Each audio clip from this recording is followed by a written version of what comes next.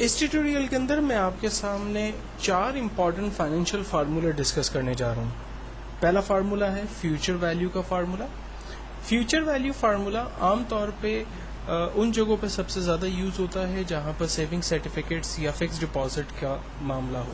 मिसाल के तौर पर अगर कंपनी आपसे ये कहती है कि आप हमारे पास एक लमसम अमाउंट लाइक 1 लाख रुपया जो है वो फिक्स डिपॉजिट में रखवा दें तो 5 साल के बाद हम आपको इतना पैसा रिटर्न करेंगे। अक्सर इंश्योरेंस कंपनीज में आपने ये देखा होगा कि वो आपसे कहते हैं कि अगर आप हमें ईयरली बेसिस पर लाइक 10,000 रुपीज़ जमा करवाते हैं और आप ये पैसा हमें 10 साल तक देते रहेंगे तो एक्चुअल में आपने हमें पैसा जो है वो 1 लाख रुपया दिया होगा, लेकिन हम आपको 10 साल के बाद फॉर एग्जांपल 140,000 या 50,000 रुपीज़ जो है वो रिटर्न करेंगे और प्लस आपकी लाइफ पॉलिसी जो है वो वहाँ अलग से जो है वो काम कर रही होगी। तो एक्चुअल में ये कंपनीज या ये जो बैंक्स हैं वो बेसिकली किस तरह से फ्यूचर प्लान्स बनाती है, तो इस फार्मूले को सबसे पहले हम लोग डिस्कस करने जा रहे हैं। इंश्योरेंस कंपनी की एग्जांपल को लेके चलते हैं।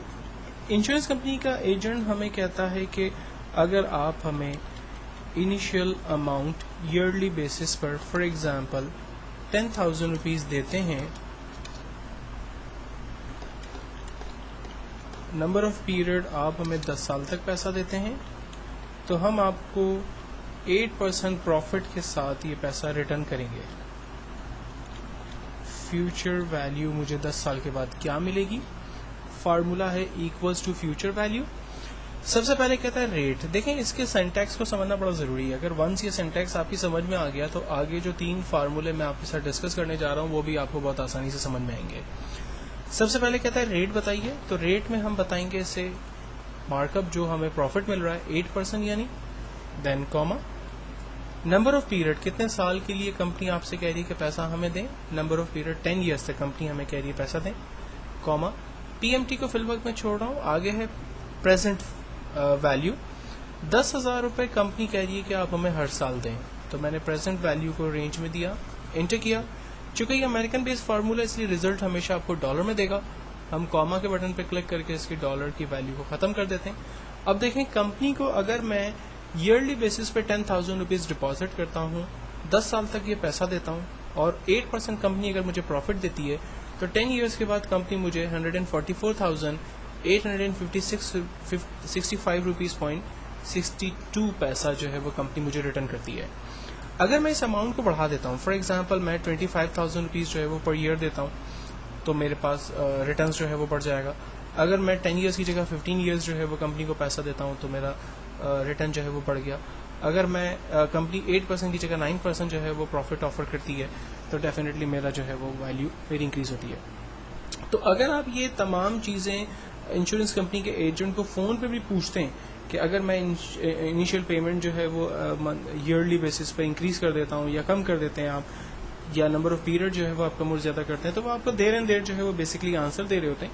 और उसके पीछे वजह ये होती है कि उनकी स्क्रीन पर जस्ट लाइक एक फार्मूला लगा हुआ होता है, वो सिर्फ फिगर को चेंज कर रहे होते हैं, फ्यूचर वैल्यू जो है वो खुद ब खुद उनके सामने जनरेट हो रही होती है। नेक्स्ट एक और बड़ा इंपॉर्टेंट फार्मूला हम देखने जा रहे हैं जो कि है पीएमटी का फार्मूला।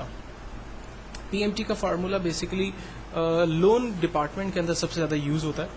फॉर एग्जांपल मैं एक लैपटॉप जो है वो इंस्टॉलमेंट पे लेना चाहता हूँ, तो उसका एक प्लान हम बनाने की कोशिश करते हैं। मेरे पास आइटम है लैपटॉप जिसकी अमाउंट है फॉर एग्जांपल 70,000, डाउन पेमेंट मैं उसकी कर रहा हूँ 10,000 rupees, number of year 3 years के लिए मैं ले रहा हूँ, मार्कअप बैंक मुझसे चार्ज कर रहा है 22%, मंथली मुझे कितना पेमेंट करना है। फार्मूला है equals to PMT bracket open. यहाँ पर भी सबसे पहले रेट पूछता है, लेकिन इस रेट को हम डिवाइड करेंगे 12 से, क्योंकि कंपनी जो आपसे 22% मार्कअप चार्ज कर रही है एक्चुअल के अंदर वो आपसे पूरे ईयर का चार्ज कर रही होती है। तो आप उसको डिवाइड करते हैं 12 के साथ, तो जो पर मंथ मार्कअप होता है वो उसमें खुद ब खुद आपके पास आ जाएगा। Then comma number of period, आप लैपटॉप ले रहे हैं 3 साल के लिए, तो आप 3 को मल्टीप्लाई करेंगे 12 के साथ तो 36 मंथ पूरा इसके पास आ जाएगा, कॉमा प्रेजेंट वैल्यू 70,000 का लैपटॉप है, लेकिन उसमें से आप 10,000 रुपीज़ डाउन पेमेंट कर चुके हैं, इसलिए मैं 70,000 को माइनस करूंगा 10,000 से, तो रिमेनिंग अमाउंट 60,000 रुपीज़ आ गया। 60,000 रुपीज़ पर वो 22% मार्कअप ईयरली बेसिस पर लगाएगा और उसको डिवाइड करेगा 36 मंथ के ऊपर।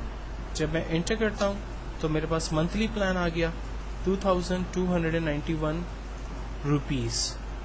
तो हम लोग जो है वो बेसिकली एक पूरा मंथली प्लान यहाँ पर बना सकते हैं। फॉर एग्जांपल अगर मैं लैपटॉप की जगह कार ले लेता हूँ, कार की कीमत 6.5 लाख रुपए है और मैं इंस्टॉलमेंट जो है वो 1,50,000 डाउन पेमेंट 1,50,000 रुपये दे देता हूँ। 3 इयर्स के लिए अगर मैं गाड़ी ले रहा हूँ तो मुझे मंथली इंस्टॉलमेंट देना है 19,095 रुपीज़। अगर मैं 19,095 रुपीज़ को अफोर्ड नहीं कर सकता तो मैं नंबर ऑफ पीरियड को जो है वो 3 की जगह 5 ईयर कर देता हूँ। तो आप देखें मंथली इंस्टॉलमेंट का रश 13,809 रुपीज़ पे आ गया। और अगर मैं मैक्सिमम ईयर पे चला जाता हूँ 7 ईयर्स पर तो 11,712 रुपीज़ जो है वो मेरा प्लान बनता है। अगर मैं डाउन पेमेंट को फॉर एग्जांपल 2 लाख रुपए तक कर देता हूँ तो मेरा मंथली जो प्लान है वो और भी कम हो जाता है। तो आप अगर किसी भी प्रोडक्ट को बाय करते हैं और कोई भी एजेंट बेसिकली आपको जो प्रोडक्ट सेल कर रहा है या मंथली प्लान आपको बता रहा है और आप उसके साथ ये सारी चीज़ों को फ़ोन पर ही डिस्कस कर सकते हैं और वो आपको जस्ट अपनी स्क्रीन पर फिगर्स को इनपुट करके ही रिजल्ट जनरेट करके बता सकता है कि अगर आप फला आइटम बाय करते हैं और आप उतनी डाउन पेमेंट हमें देते हैं तो एक्चुअल में मंथली जो है वो आपका क्या प्लान बनकर आएगा। वो सारी चीज़ें यहाँ पर आपको वो जस्ट एक फिगर इंटर करने से निकाल के दे सकता है।